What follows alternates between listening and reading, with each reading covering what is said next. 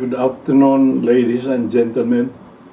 Today, we start the class for the University of the East College of Law, and this is a class for labor law review, and that will cover the entire labor code from Book 1 to Book 7.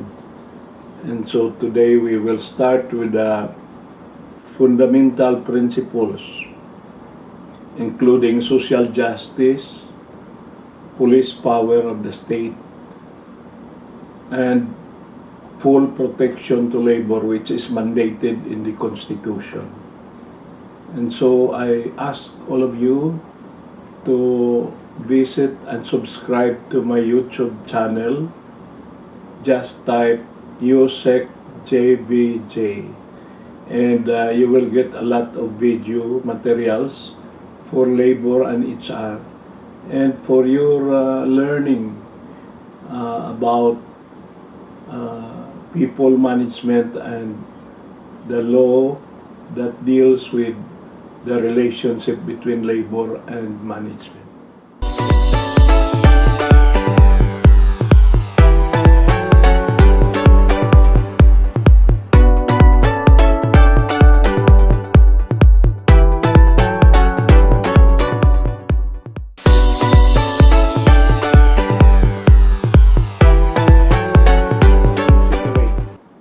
So today, I will discuss about the three principles as stated in our syllabus: social justice, police power, and the state's full protection to labor.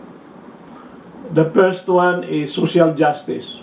That is the goal of labor laws and social legislation. You have criminal justice in your criminal law. You have political justice in your political and constitutional law. You have civil and commercial justice. But in labor law, we have social justice. And the mechanism by which the state will achieve social justice is police power.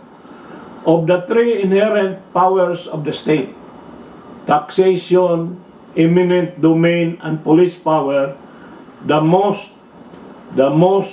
useful to the masses is police power, because by virtue of police power, the state can equalize the forces, the economic and the social forces in society, so that justice in its most secular signification may at least be approximated pursuant to the time-honored principle of salus populi suprema est lex. So, because of the pursuit of social justice, the sovereign Filipino people has given a mandate to the state to afford full protection to labor, local or overseas, organized or unorganized. And when you say the state is not just the government, you are very much aware that the state is a community of persons, more or less numerous, permanently occupying a territory imbued with sovereignty, to which the great body of inhabitants render habitual obedience. So, the four elements of the state, namely the people, the territory, the government, and sovereignty, they are all mandated to afford full protection to labor.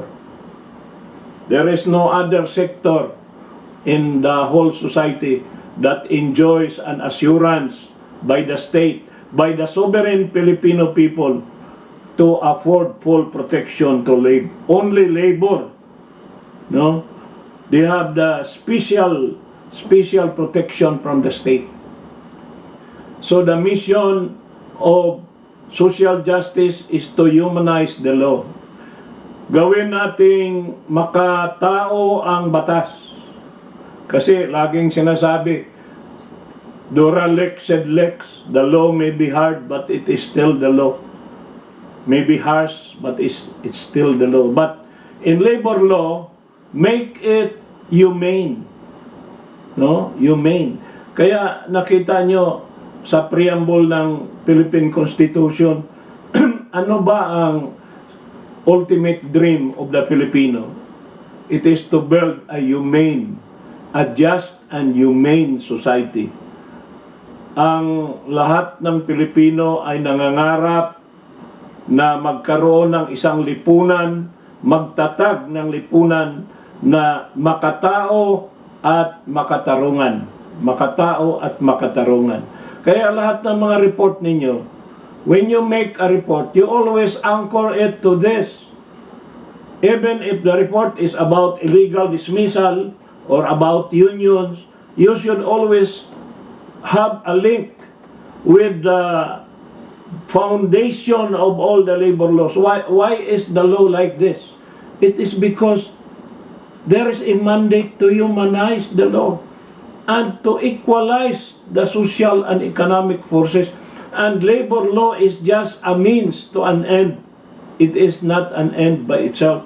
It is a means to achieve the ultimate dream of the Filipino people, which is to build a just and humane society. Kung walang labor law, anong gagamitin natin? Wala tayong ibang magagamit. Kaya ako, ang tinuturo ko talagang subject, yung subject na pangmabait, mga mababait, para tayo tumutulong sa mga maliliit, sa mga nasalaylayan ng lipunan, labor law. Tapos yung mga abogado, para huwag magkamali, legal ethics. Yun ang mga subject ko, social legislation. Kaya yun ang mga subject na magdadala sa inyo sa langit. Pag pumunta kayo sa political law, magiging political dynasty kayo, mapunta kayo sa criminal law, o magdidepensa kayo ng mga drug lords, punta kayo sa corporate law, siyempre, sa mga mayayaman, ipagtatanggol nyo. Pero dito sa labor law, whatever you have done to the least of my brethren, you have done it unto me. That's why labor law is your highway to paradise, to heaven. Lahat na mag-specialize ng labor law, mapupunta sa langit. Why is there a need to humanize and equalize? Because life is harsh and the world is inhuman. Ang daming masama dito sa mundo. Maraming nagnanakaw ng pera sa PhilHealth. Maraming mga tao na inaapi. Maraming mga tao na walang pagkain. Pinagkaitan ng kalayaan. So, labor law is needed because this is the best expression of compassion to the less, the last, and the lost. The less, the last, and the lost. So there's a need to level the playing field. Paano tayo makipaglaban kung gutom tayo?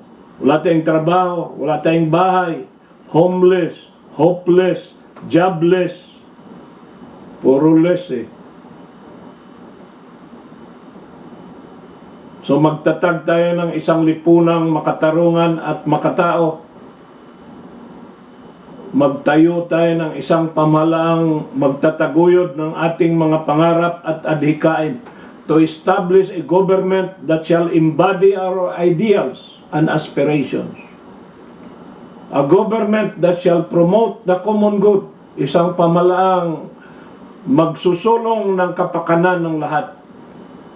A government that shall conserve and develop our patrimony. Isang pamahalaang mangangalaga at magpapaunlad ng ating mga pambansang kayamanan. A government that shall serve, secure to ourselves and to our posterity the blessings of independence and democracy.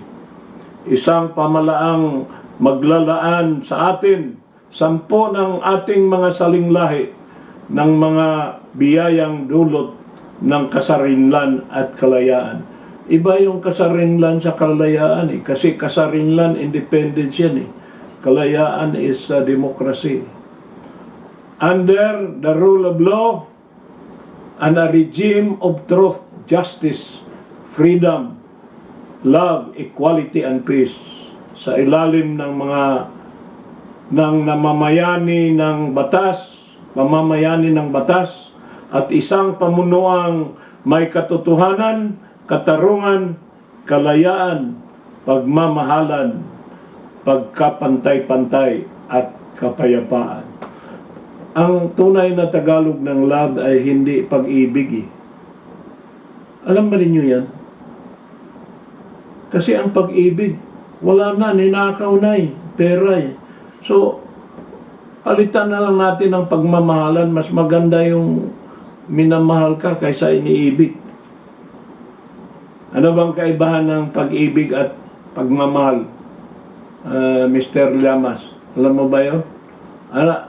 Ano bang, ilan bang minamahal mo at ilan ang iniibig mo, Mr. Roberto Llamas? Iba yun. Ayaw mong sumagot. Okay, ito ang reason. Ito ang reason bakit kailangan natin ang labor law. Nakikita ba ninyo yan? Charmaine, nakikita mo yan? We are now 100 million population. 40 million are less than 15 years old. Huwag mong lumabas sa bahay.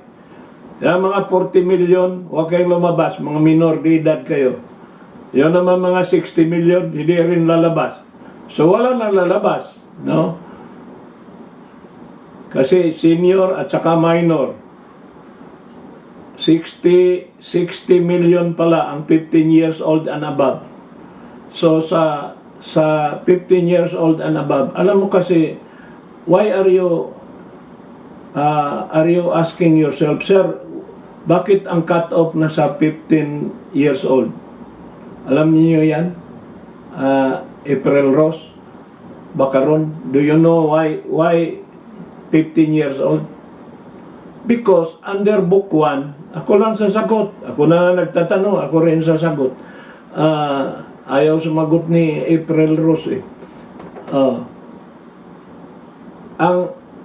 Under Book 1 of the Labor Code, if you are 15 years, you can be employed. So once you become 15 years old and you are not studying, you are a part of the labor force. And if you are not working, you belong to the unemployed. So, itong 15 years old and above, 10 million are not in the labor force. Bakit? Ito nag-aaral, or yung iba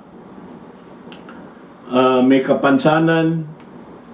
50 million are in the labor force. So, 15 million in the labor force, there are 15 million unemployed.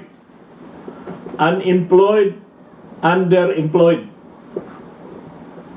And then 35 million employed. Sa 35 million employed, meron dyan yung own account. Yung mga farmers, mga fishermen, yung mga informal sector, nagtitinda ng mga balut, nagtitinda ng mga tinapay. They are informal sector, they are not registered. 8 million. 12 million OFWs distributed in 200 countries all over the world. Even in Lebanon, we have a lot of Filipinos. Bawal na nga mag-deploy sa Lebanon. Ang dami pa ring Pilipino sa Lebanon. And only 15 million wage and salary earners. And many of them are in government. So, when you go to the labor code, you have to classify. When you say worker, there is an informal sector and formal sector. Yang mga nagta-tricycle, yung mga nagbebenta ng mga taho, informal sector. Then formal sector, we have the agricultural, industrial, services, and commercial. Then you divide that into employed, unemployed, underemployed, and overemployed. Have you heard of this term, overemployed? May mga tao na 4 ang trabaho eh. Tinan mo yung mga professor ninyo sa College of Law ng UE. Pag Monday, nagtuturo sa UST. Pag Tuesday, nasa San Sebastian. Pag Wednesday, nasa UE. Pag Thursday, yan ang mga overemployed. Ako, kasama ako dyan, overemployed. 5 beses dinidada ka ng SSS. Pero pag namatay, isa lang ang burial assistance. Oh, hindi ba daya yun? 5 beses ka didaka ng SSS, pero pag namatay ka, isa lang burial assistance. Oh. Tapos, PhilHealth, kukuhanan ka pa ng PhilHealth para ibigay sa mga malalaking mga SBP, mga BP, more than 40 vice president. Hindi mabankrupt yung PhilHealth na yan. Okay, we need labor law in the Philippines and social legislation because 80% of our natural resources are controlled by 20% of the people. So this is the 80-20 principle where only 20% of 110 million have lands. So out of 110 million Filipinos, only about 20 million have lands, no? And 100% of our industries are owned and controlled by less than 10% of the people. Ilan lang ang mga bilyar, mga Henry, mga Gokongwi, mga Lusyutan, yan. Yan ang mga pangunahing mga kapitalista sa Pilipinas na nagkukontrol ng ating mga resources. So, most of our people need labor laws because they are mostly workers, no? Ilan lang ang nangangailangan ng political law, ilan lang nangangailangan ng criminal law, lalo na sa taxation, ilan lang. Pero ang labor law, almost all, because if you're not a worker, the head of your family is a worker, therefore you need labor law. Labor law is needed all over the Philippines. Millions of people are relying on labor laws. So this is the wealth of the nation is in the hands of the few. That's why there is social unrest, there are rebellions, there are terrorists, because these people are the ones who are marginalized. They do not feel that they have a stake in society. Kaya tinatawag silang nasalaylayan ng lipunan. They are marginalized, they are powerless, they are voiceless. During elections, binibili rin yung boto nila. So, nagiging fake, nagiging false yung democracy. Because power resides in a few people. And when the political dynasties in the Philippines control the political power, tingnan nyo kung sinong nasa Kongreso, sinong nasa Senado, sino ang mga naghahari na mga gobernador. Sila ang may-ari din ng mga economic. Maybe some of you belong to this, no? And he who controls the money controls power. Yan ang tinatawag kong golden rule. Alam niyo yung golden rule? Mr. Madarang, yung golden rule, yan ang he who owns the gold makes the rules.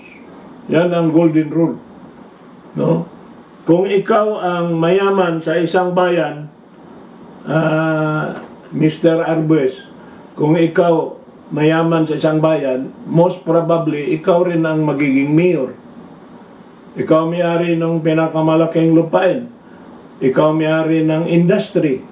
So most probably, kung hindi ikaw ang mayor, yung mayor ay ikaw ang nagsuporta. Siya yung puppet mo siya. Dahil ayaw mo sa politika, nagsuporta ka ng tao, at yung tao na yan ang magpoprotekta sa negosyo mo. Ganon din sa negros, sa mga asyenda. So that is the painful truth. He who controls the economy will also control the politics. He who controls the economy necessarily will control the politics. Bakit ang mga bilyar? Meron na silang senador, meron na silang congressman, meron pa silang cabinet member. Kailangan ba nilang pera? No, hindi nila kailangan pera. Kailangan nila ang proteksyon sa kanilang negosyo. Kailangan nila ang proteksyon. Kasi pag wala kang proteksyon, baka magiging ABS-CBN ka eh.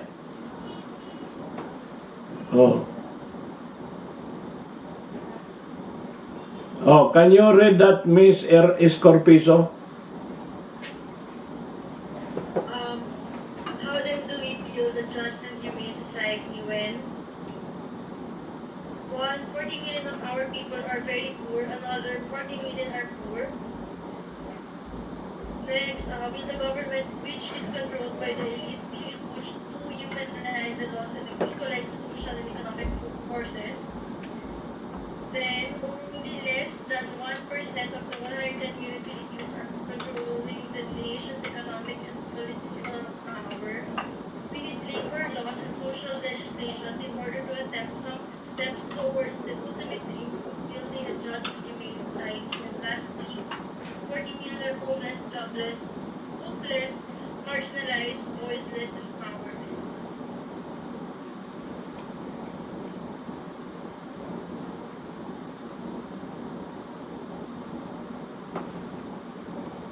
Bakit hinuli mo yun? Okay. Mr. Prime Ruiz, you read that. Lakasan mo. In Book 1 of our LCP, to make sure that 12 million OFWs are treated with dignity and respect, in Book 2 of our LCP... LCP is Labor Code of the Philippines. Labor Code. Should be trained well and developed so that their competence shall serve as their weapon in the global arena. In Book 3 of our labor code, our workers should be given just and humane conditions of fair and paid living wages, given just share in the fruits of production, and shall be given equal opportunity. In Book 5, they should be given freedom to unionize, bargain collectively, and to exercise peace, concerted action to seek redress for their grievances, and to find solutions to their labor disputes through speedy, inexpensive, and fair, honest procedure. Preferably voluntary modes of dispute settlement mechanisms. And in Book 6, their job security should be protected from illegal dismissal, unfair labor practices, harassment, and the use of scheme and machinations to deprive them of livelihood. They should be afforded due process prior to and after termination of their employment, full measure of remedies for violation of their rights. Okay. Basa lang tayo ng basa. Kailangan intindihin natin yun, ha? Miss Charmaine de Guzman, please read that. Yes. Labor laws and social legislations are the only subjects that nurture the well-being of 99% of the Philippines. Political and constitutional law for political losses, but the poor are still marginalized. The political dynasties continue to control human branches. Civil law protects marriages, property, and obligations. But only the rich have big transactions. The poor are too busy trying to survive. Criminal law promotes criminal justice, but oftentimes it is the poor who get caught, prosecuted, convicted, and jailed. Commercial laws and taxation arbitration for more than the time and the focus needed by their lawyers and accountants. Remedial laws are for big-time lawyers who use their superior skills and their brand connections to corrupt the justice system in the country. Do you know who are corrupting the judiciary? It is the fraternities. Pag ikaw mag-practice ka ng law, tapos brad mo yung judge. So, ginagamit ang mga fraternities para matwist yung justice system natin. Kahit sa Court of Appeals. I don't know about the Supreme Court, but there are many justices who are members of fraternities and they maintain their links with their brothers who are practicing, and integrity of decision making is compromised because of fraternities. Ako, meron din ako fraternity, pero hindi natin ginagamit yung fraternity para i-compromise yung justice system. So, mag-ingat kayo sa mga lamba-lamba kapakapa. Kasi iyon ang sisira. Doon nga nangyari sa UST, namatay pa si Atio Castillo, the only son. No? Tapos, ang dami-daming nangyayari, ang dami-daming namatay. Not only that, yung mga akusadong mga kabataan, they have finished their law studies but they could not take the bar. Those who take the bar cannot take their oath because of these cases about hazing. Buti na lang, kunti lang siguro sa inyo ang mga fraternity brothers. Okay naman yung fraternity, magtutulungan yan sa bar operation. Pero pag ginagamit ninyo yan para i-corrupt yung justice system natin, di na-defeated na yung value ng brotherhood, nagiging Robin Hood na yan. So, ladies and gentlemen, I ask you to memorize this provision, Article 13, Section 3, because this is the foundation of labor laws. And here you can see the assurances of the state to afford full protection to labor. Not just protection, but full protection. Do you know, and you have to listen to this, what I'm going to say. When you say afford full protection to labor, do not think that it is protecting labor only against the employer. Baka ang akala ninyo, ang nang-aapi sa labor ay mga employers lang. Meron ding iba. Hindi lang ang employers minsan many employers commit unfair labor practice. They restrain, they interfere, and they coerce in the exercise of the right to self-organization. They commit discriminatory acts against those who form and organize labor unions. They also commit illegal dismissal against union leaders. So, the first is you write it down. Union security clause, union shop, maintenance of membership shop, close shop that requires newly hired employees to join the union as a condition for continued employment, failing in which the union may ask the company to terminate the employment of an employee who refuses to join the union, except if the reason is religious, like members of the Iglesia. And so, the state not only protects labor from employers, but also protect labor from their own protector, which is the union. That is the second one. The third one, protect labor from unscrupulous government officials.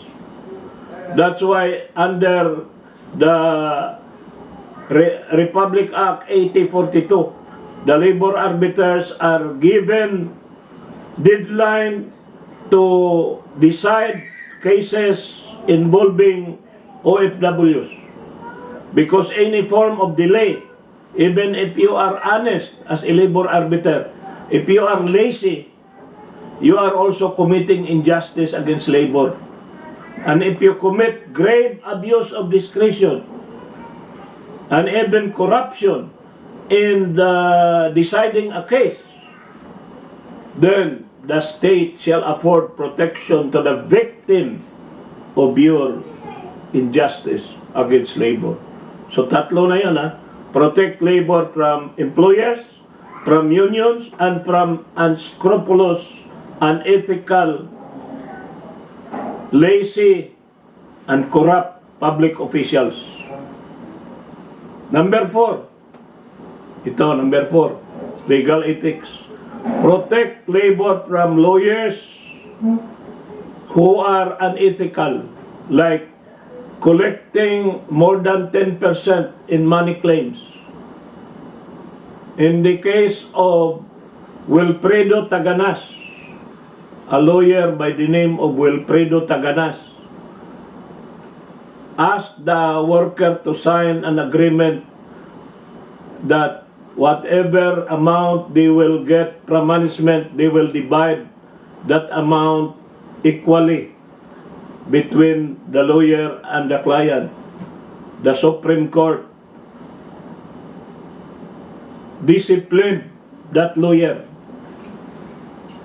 because he violated his oath as a lawyer, as a member of the bar, and he betrayed the trust of his client.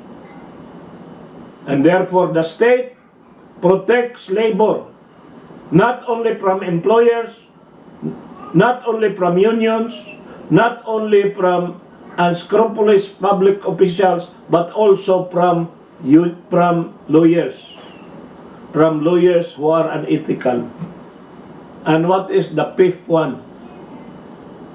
You know what is the fifth one?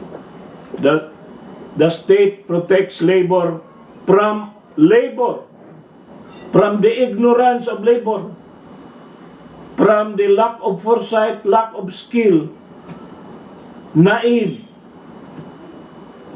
signing a quitclaim without understanding, signing a resignation letter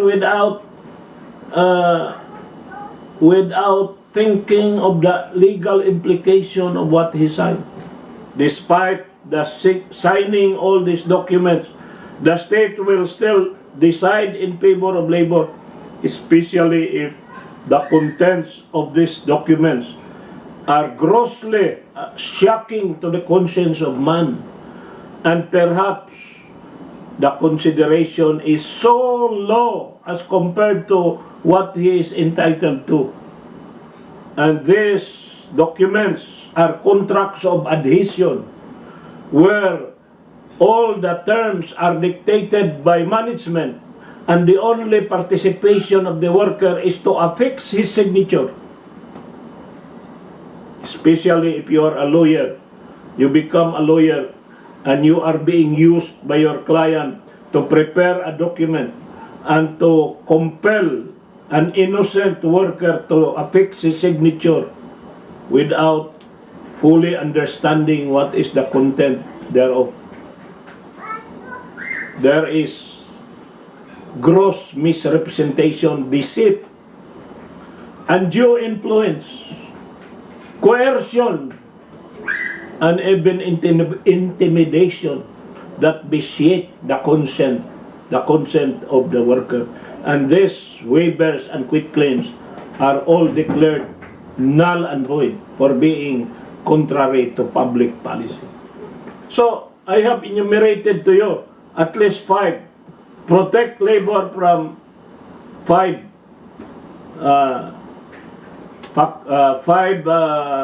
personalities: employers, unions, public officials, lawyers, and themselves.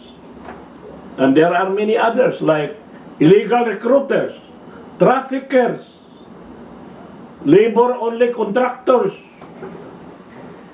The state shall afford full protection to all of them. And they are guaranteed. Can you imagine the word guarantee? Para bang sinasabi ng Estado na, akong bahala sa'yo. Bibigyan kita ng self-organization. The state promotes unionism. Bakit? Para magiging malakas ang hanay ng mga manggagawa. Kailangan magsama-sama sila. Kasi kung individual lang sila, para silang mga walis tingting, madali lang silang baliin. Pero pag nagkakaisa sila, sama-samang pagkilos, pakikinggan sila, meron silang collective voice, kaya merong collective bargaining. Walang magiging collective bargaining kung walang union. At wala ring right to strike kung walang union. So, the formation of union is a sine qua non to the exercise of collective bargaining. How can you bargain collectively if there is no union? The union is not registered. The union is not certified as the sole and exclusive bargaining agent. So there is no legal personality to demand for collective bargaining. And any strike that is conducted by a group of workers that are not registered as a legitimate labor organization, that strike is illegal from the very beginning. So, union, collective bargaining, right to strike. And then, full employment. Ano bang ibig sabihin ng full employment? Ibig sabihin, itong mga endo, itong mga contractual, na forever ka na lang contractual, 20 years ka na contractual ka pa rin. Yan ang tinatawag na aliping sa gigilid eh. Hindi ka man lang nagiging aliping na mamahay. Meron nga ngayon pangatlong klase, yung aliping binabahay. Alam mo ba yan, Miss Salapare, na merong aliping binabahay? Ano ba yun? Yung dating maid ng German, dating maid ng Japanese, tapos sabi ng German, magtayo ako ng negosyo dito sa Occidental Mindoro or Oriental, magtayo ako ng yung beach resort. Hindi ako makabili ng lupa. So pinakasalan yung maid. Tapos, ang may-ari ng lupa, yung maid, pero ang nagkokontrol, yung German. So, yan ang tinatawag na aliping binabahay. Kasi dati, empleyada siya, may sahod siya. Ngayon, asawa siya. Wala na siyang sahod. Anong sasahurin niya? Oh.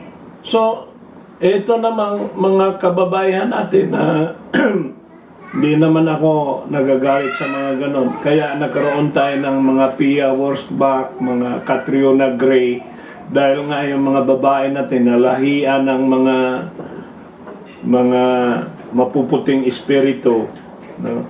E di, nagkaroon tayo ng mga Miss Universe. Okay rin yun, no? Pero, yan, nami-mention ko lang yung aliping. Kasi yung word na full employment. Full employment ka. Limbawa, ikaw, Mr. Salientes. Salientes ka ba? Oh. Kung ikaw, master's degree holder ka, katapos ang position mo sa opisina, clerk, underemployed ka. Hindi yan full employment. Kung ikaw, healthy person ka, tapos 3 hours ka lang magtatrabaho sa isang araw, underemployed ka. Underemployed. So, ang assurance ng Estado is to promote full employment. Full. Yung full potentials mo magagamit. Yung lahat ng qualification mo magagamit. Hindi yung graduate ka ng nursing, pagkatapos call center ka. O anong klase yan? Graduate ka ng LLB ka, or Juris Doctor ka pa. Tapos librarian ang trabaho mo. Anong klase yun? Hindi yan full employment. And then, equal work opportunity. Later on, I will discuss that. Security of tenure. Now, do you know that because of COVID, about 8 million Filipinos have lost their job since February up to the end of June. 5 months lang yun, ha? 8 million. So, anong sunod yan? Nag-umpisa yan ng health crisis. Sunod niyan, economic recession. We are now in economic recession. And what is the next after economic recession? Social unrest. Ano yung social unrest? Magkakagulo yung mga tao, pipigilan mong lumabas sa bahay, walang pagkain. Ang sunod niyan, political turmoil. Apat yan eh. Una, health crisis. Sunod, economic recession. Third is social unrest. And fourth is political upheaval. Ano mangyayari sa inyo? Kayo, mayaman kayo. Pwede kayong hindi magtrabaho. Yung kapitbahay nyo, kung ikaw mayaman ka, kapitbahay nyo mahirap, lulusobin ka rin. Hindi ka rin safe eh. Tahimik kayo. Ikaw, Pio de Ruda, mayaman ka. Pero surrounded ka ng mga taong mahirap, walang kinakain. Pagkagabi, papatayin ka rin eh. No? So, wala kang kapayapaan. Okay. The state shall promote the principle of shared responsibility. So, industrial peace is not just the work of government. It is also the work of the employees and the employers. Peace. There can be no peace without justice. Do you believe, Mr. Renato Reyes, you are the chairman of Bayan, no?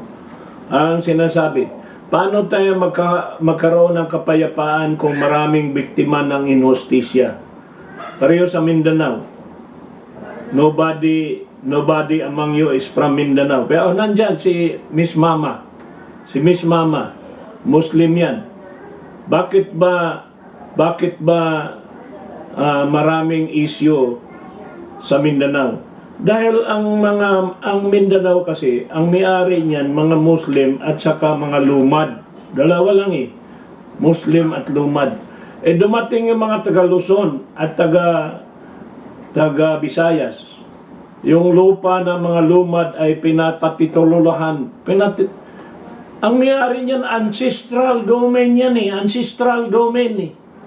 For so many centuries, ang may-ari niyan yung mga nuno pa ng mga lumad. Tapos dumating yung mga Kristiyanos, pinapatituluhan. Kaya ang Mindanao nagiging land of promise. The Christian got the land, the Muslim got the promise. Kaya nagkakagulo yan. Alam ba ninyo bakit magulo sa Israel? Bakit ang mga Palestino laging nilulusob yung Israel? Bakit? Lupa yan eh. Ang dahilan ng kaguluhan is lupa. Hindi kayo nag-aaral ng history. Yang Israel na yan, ginugulo ng mga Arab. Bakit? Kasi yung teritoryo pinag-usapan dyan eh. Alam ba ninyo, kayo ha, Miss Mama, correct me if I'm wrong. Yang mga Muslim at saka mga Jew, yung mga Kristiyano, magkapatid yan eh. Ang ama niyan si Abraham. Si Abraham, ang tawag ng mga Muslim niyan si Ibrahim. Correct, Miss Mama? Yes po. Okay. In fact, yung nakaraang Muslim holiday natin, ang ino-honor natin noon si Ibrahim. Si Ibrahim, tawag ng mga Muslim Ibrahim, pero ang mga Kristiyanos at Hudyo ang tawag si Abraham. Si Abraham, ay matanda na, ang asawa niya matanda na rin si Sarah. Makinig kayo, kahit itong story ko sa inyo, totoo ito. Si Sarah, naawa siya kay Abraham kasi si Abraham pinagtatawanan ng mga barkada niya kasi walang anak. Pag nandoon sa Israel, noong lumang panahon, pag wala kang anak, lalaki ka, wala kang kwenta, parang inutil ka. So sabi ni Sarah, kawawa naman itong husband ko. So yung maid niyang batang-bata na ang pangalan si Hagar, na isang Muslim na Egyptian, sabi ni Sarah, Abraham, yung maid ko, sipingan mo. Can you imagine yung misis, pinapasipingan yung maid para magkaanak si Abraham? Sa madalit sabi, talagang nabuntis si... Ewan ko kung anong ginawa nila, bakit nabuntis yung si Hagar, no? At ano ang anak? Ang anak si Ismail. Si Ismail. Oh, di ba meron kayong Ismail na classmate? Sino ba si Ismail? Ismail, nandiyan ka ba? Yes, sir. Anak ka ni Abraham. At ang ina mo si Hagar, yung maid ni Sarah, no? Ngayon, Hindi po yung sinasabi pa ni Said. yung sinabi nila na si Isaac daw ang sinacrifice, version niya ng mga Kristiyanos. Pero ang version ng mga Muslim, si Ismail yung dinala doon sa bundok. Kasi ang sabi ng Panginoon, sabi ni Allah na Ibrahim, yung kung talagang mahal mo ako Ibrahim, yung kaisa-isa mong anak, isakripisyo mo, patayin mo, i-offer mo sa akin. Dinala nila doon sa bundok. Tapos nag-intervene yung angel. Niwala ka ba dyan, Miss Mama? Ako, nakaakyat na ako sa Mount Sinai, ha? I went to Israel, I went to Palestine, I went to Lebanon, I went to Egypt, I went to Jordan. Basta pinuntahan ko lahat yan. Yung pinuntahan ni Jesus Christ. Nagpakasal din ako ulit sa Cana, no? So, yung story na yan, isinilang na si Ismail. Si Ismail ngayon, yun ang nuno ng mga Muslim. Ngayon, tuwang-tuwa si Ibrahim, tuwang-tuwa siya sa anak niya. Gwapong-gwapo si Ismail. Tapos, nainggit naman ngayon si Sarah. Ikaw, Miss Salapari, kung ikaw si Sarah, yung husband mo, inanakan yung maid. Tapos, lagi si Abraham very close doon sa bata. Hindi ka kaya magsiselos, Miss Salapari?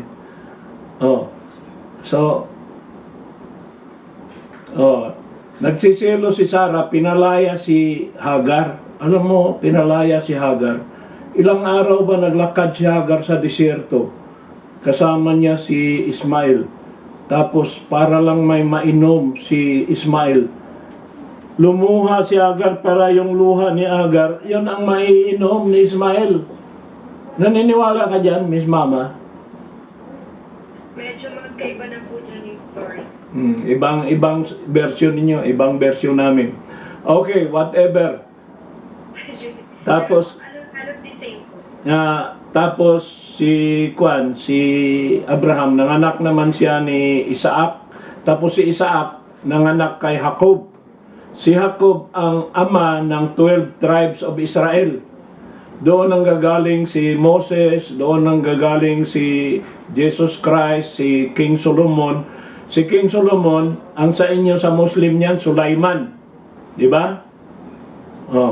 Pag Solomon sa amin, sa inyo Sulaiman. Tapos yung Mary sa amin, Mariam sa inyo. Tapos ako, Joseph ako, Yusuf. Yusuf ang pangalan ko eh. Ang pangalan ko sa Muslim si Miss Mama, ang pangalan ko sa Muslim ay Yusuf bin Ibrahim. Yes.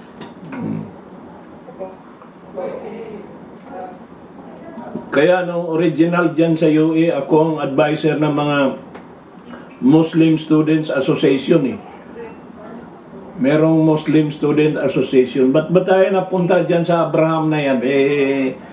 Kaya ko lang kinikwento sa inyo para malaman nyo kung saan ang gagaling yung equitable distribution of wealth sa Mindanao kasi kaya nagkagulo yan.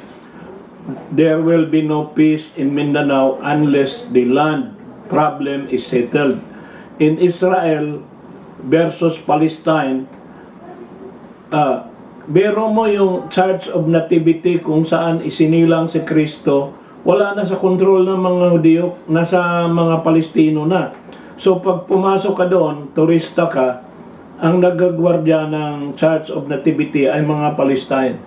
So, yung Mindanao na yan, when we talk of peace, there can be no peace in Mindanao unless there is justice.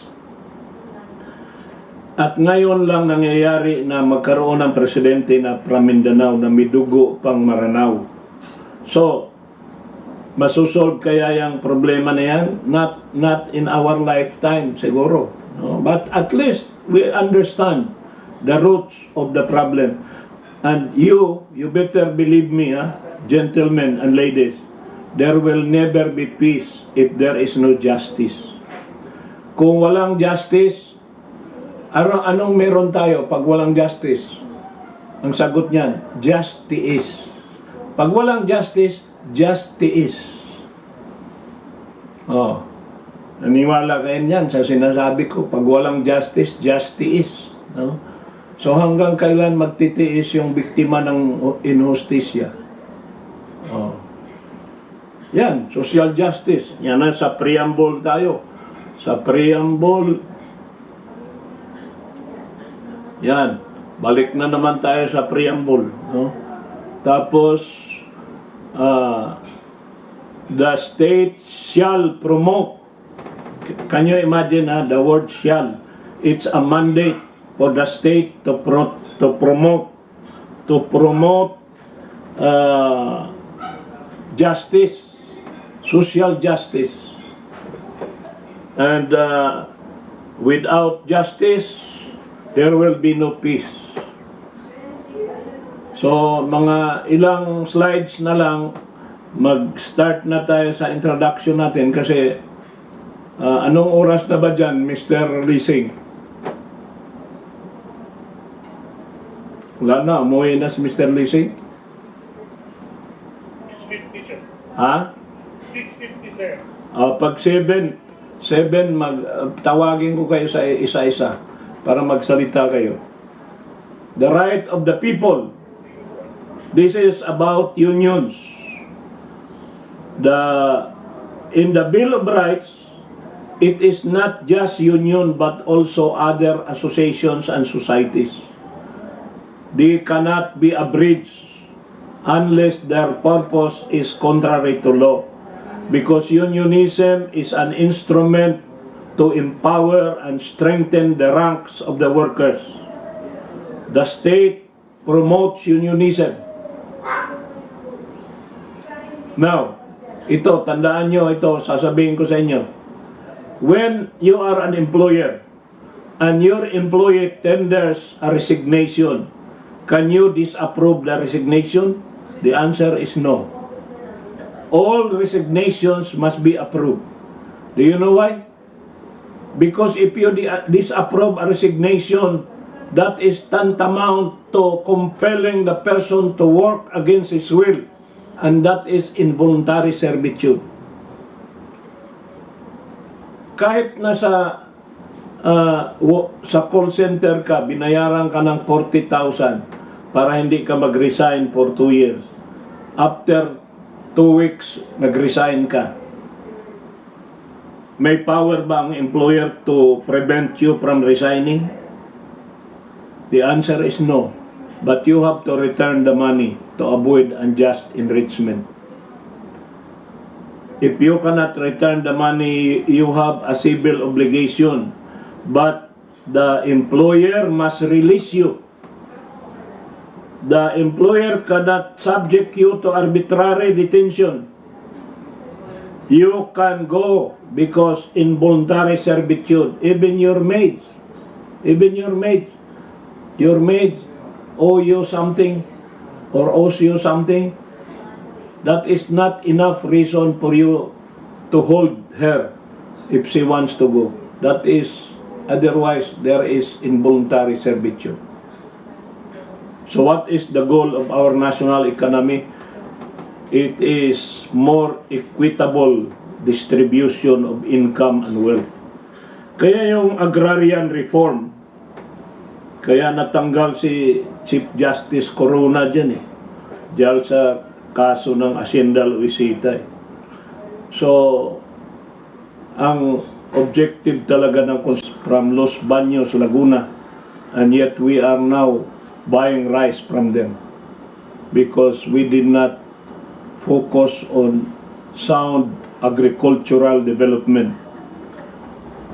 There is a provision in the Labor Code, Article 40 in Book 1, whereby an alien seeking to be employed in the Philippines is required to obtain an alien employment permit. And if there is a Filipino who is competent, available, and willing to accept the job, that alien employment permit should be denied.